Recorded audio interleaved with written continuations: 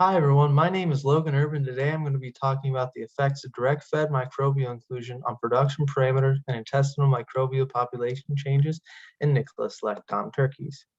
Here's a brief outline of what I'm going to be discussing today. Subtherapeutic administration of antibiotic growth promoters has occurred since the mid-1940s. As research discovered that the administration of these AGPs resulted in improved performance responses such as enhanced feed efficiency, improved growth rate, and reduction in morbidity/mortalities.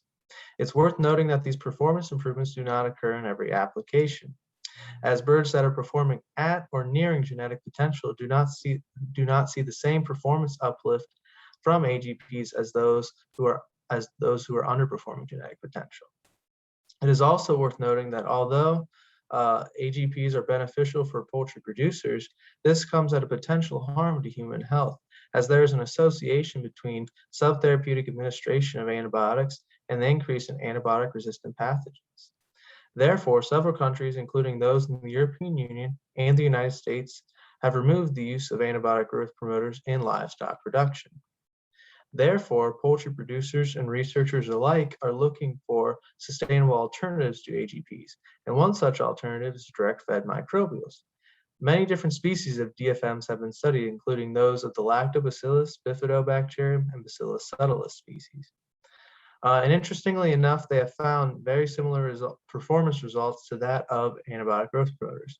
And this is highlighted best by a study done by Torres Rodriguez in 2007, that these authors administered a DFM to 60 commercial turkey flocks and found that only those historically ranked in the bottom 75% by the integrator improved performance with DFM inclusion. The specific DFM that we're going to be talking about in this and using in this study is Bacillus subtilis C-3102, or its trade name is Calsporin. This is a spore-forming DFM that has shown beneficial effects in broilers, such as improved feed efficiency, body weight, and reduction in the pathogenic bacteria found on chilled carcasses. It's worth noting that there has been an abundance of research conducted on broilers and layers, but limited research conducted on turkeys. Therefore, the current study is evaluating the impact of Bacillus subtilis C-3102 on tom turkeys. The hypothesis is that this DFM inclusion will improve bird performance and intestinal microbial population changes in Nicholas Lect tom turkeys. The objective is to determine the effects of dietary Bacillus subtilis C-3102 on production, microbial populations, and feed costs of tom turkeys. This 19-week production period was conducted over the summer months of 2020, where a total of 720 Nicholas Lect tom turkeys were purchased from a commercial hatchery and randomly distributed across 24 floor pens. In total, there were 2 dietary treatments, 12 replications per treatment, and 30 birds per replication. In total, this was a 6-phase feeding program. Lighting and temperature regimen followed AVIGEN recommendations, and feed and water provided ad libitum. The dietary treatments were formulated to be identical in nutrient composition aside from DFM inclusion, where the DFM treatment was formulated to contain 500,000 CFU per gram for the first 2 phases and 300,000 CFU per gram for the remaining 4 periods. It's also worth noting that these diets were formulated to meet the nutrient requirements of Nicholas Lect tom turkeys from day 1 to 133 of age, aside from the amino acid concentration, as the digestible lysine was provided at 90% of breed recommendations.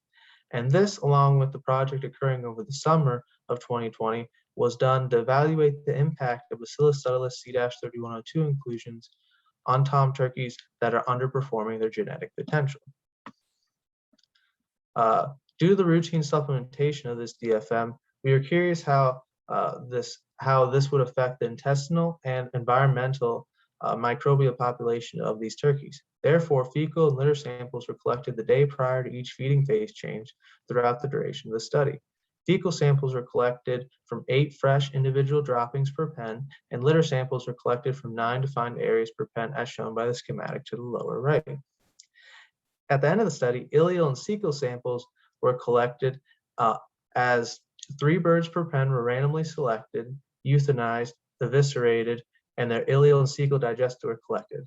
All these samples were transported and analyzed analogously as they were placed in insulated shipping containers on ice and overnighted to private laboratory where microbial population analysis was conducted. All data was analyzed using the GLM procedure of SAS. Birds were arranged in a randomized complete block design, with the experimental unit being one pen of 30 turkeys. Alpha is designated as less than or equal to 0.05, and a Fisher's least significant difference test is used to further separate treatment means. Moving on to results and discussion. Due to time constraints, I'm only going to be talking about the most important and overall data. Therefore, as you can see from these two graphs, neither overall feed intake nor live weight gain were affected by DFM inclusion.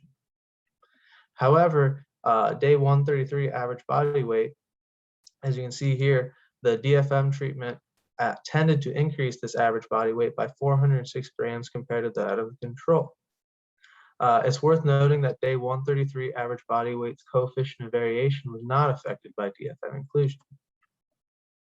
An interesting finding of this study was the body weight progression. As for the first 4 phases of the study, the control treatment actually was significantly higher in average body weight than that of the DFM. But by day 112, they're statistically similar, and by day 133, the DFM treatment is actually tending to be higher in average body weight than that of the control. We saw a significant difference with feed conversion ratio, as birds fed the DFM yielded an 8.0 point improvement in day 1 to 133 FCR. And just to show how beneficial this is to poultry producers, the Torres-Rodriguez paper that I mentioned prior saw a 1.6 point improvement in FCR, elicited as a 10-cent improvement in profit per bird. If you extrapolate that value to an 8-point improvement, that would equate to a 50-cent improvement in profit per bird. Fecal samples show that the routine supplementation of this DFM did in fact impact the microbial population of the intestinal GI tract of these birds. As you can see here, the DFM treatment was significantly higher in Bacillus subtilis C-3102 concentrations throughout the duration of the study. One interesting finding that we saw was that the ratio of lactobacillus to total anaerobes. As you can see here, the control tended to be or significantly higher in this ratio for the first 4 phases of the study. By day 111, they are statistically similar, but by day 132, the DFM treatment was significantly higher than that of the control. What's so interesting is how this corresponded and aligned with average body weight. As for the first 4 phases of the study, the control was either significantly or tended to be higher in both average body weight and the ratio of lactobacillus to total anaerobes. By the finisher 1 period, you can see that they're statistically similar in both, and by the finisher 2 period, the DFM treatment was significantly higher in the ratio of lactobacillus to total anaerobes and tended to be higher in average body weight. Litter samples show a similar result to that of fecal samples, and that the routine supplementation of the spore-forming DFM did impact the microbial populations of the environment of these turkeys. As you see here, for 3 of the 5 periods of the study, the DFM-fed birds had a significantly higher concentration of Bacillus subtilis C-3102 compared to that of the control. Fecal and ileal samples showed similar results to that of fecal, and as you can see here, the DFM-fed birds were significantly higher in Bacillus subtilis C-3102 concentrations for both fecal and ileal samples. Due to the routine supplementation and sampling, we were able to deduce a potential mode of action for why we saw the results we did. One, we know that Bacillus subtilis C-3102 is an oxygen-consuming facultative anaerobe. This routine supplementation could form a low oxygen state within the GI tract, allowing for lactobacillus or microaerophilic bacteria to proliferate within the gut. And it's worth noting that lactobacilli are commonly referred to as indicators of good gut health, as this population tends to be acutely affected by stressful conditions. And it's also worth noting that these these beneficial bacteria have been found to produce lactic acid and bacteriocins to help the GI, to help the gut. This mechanism potentially led to the enhanced feed utilization seen in the current study. Due to this feed being manufactured at a commercial feed mill, we are able to conduct an economic analysis. As you can see from this chart, DFM fed birds reduced overall feed costs by 20 cents per bird. So just wrap it up with some conclusions. Bacillus subtilis C-3102 improved FCR by a total of 8.0 points. And this DFM inclusion did not affect other performance measurables. However, day 133 average body weight did tend to increase with DFM inclusion. Microbial population changes did align with improved performance for the DFM treatment, and most notably the lactobacillus to total anaerobes ratio, as well as Bacillus subtilis C-3102 concentrations. And the DFM supplementation reduced overall feed costs by 20 cents per bird. So the take-home message I want you to receive from this talk is that Bacillus subtilis C-3102 inclusions throughout a 19-week production period improved tom turkey performance, contributed to a beneficial change in intestinal microbial populations, and decreased overall feed costs. With that, I want to say thank you to QTI for funding the project and all your help. I want to say thank you to the John Boney Lab and the Penn State Farm Crew for all your help making this project a success. And with that, I will be happy to take any questions you may have. Thank you.